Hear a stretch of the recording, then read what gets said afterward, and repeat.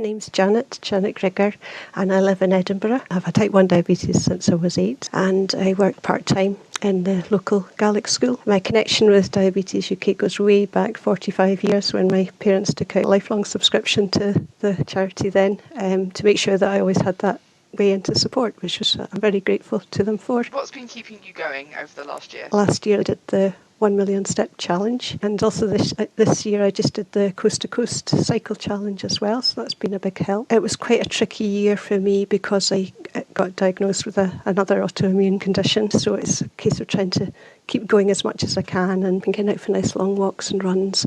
My greyhound has kept me going as well. I've been lucky in that I've been able to keep my job working from home, and I've got my husband as well working from home. So what's it been like in your social bubble? I've been very fortunate. My husband's a GP and he works in different places, so we were able to travel up to Sutherland to do his locum work up there, and I was allowed to travel with him, which was lovely. So I feel very privileged. The thing that I missed obviously was seeing friends, and like we all do, seeing friends and close family. One of the things that I like to do and my husband like to do is dancing, so we've been practicing the dancing in our kitchen, which has been fun, so that kept us going as well. What did you find was the biggest thing that you needed to adjust? I think just the whole sort of structure of the day was different. With type 1 you get kind of patterns, of what insulin requirements you need for different activities, so that took a bit of getting used to and changing. Who was your biggest support over the last year? Oh, my husband.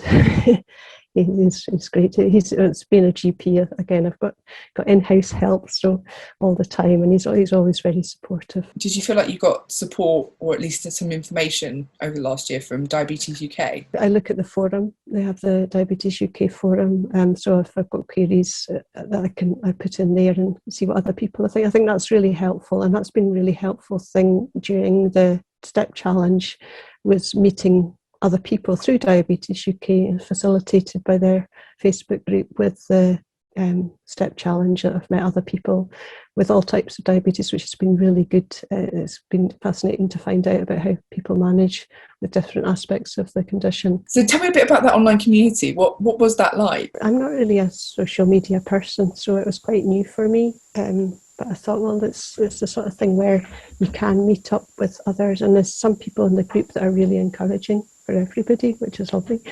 And as I say before, some people that are very unsure of themselves and just need a little bit of encouragement and say, yeah, you can do this, you're doing great. Last question, what are you looking forward to now that things are starting to open up a little bit? What's on your list of things to do next? I'd love to get to a proper dance again sometime. That'd be brilliant. And real competitions, really. I've signed up for various races later in the year, including a half marathon on Tyree, which got postponed twice. It's been put off twice, so really looking forward to that. Thank you so much for taking the time to talk to me today. It's been lovely catching up with you, and I really hope you get out to a dance soon. Me too.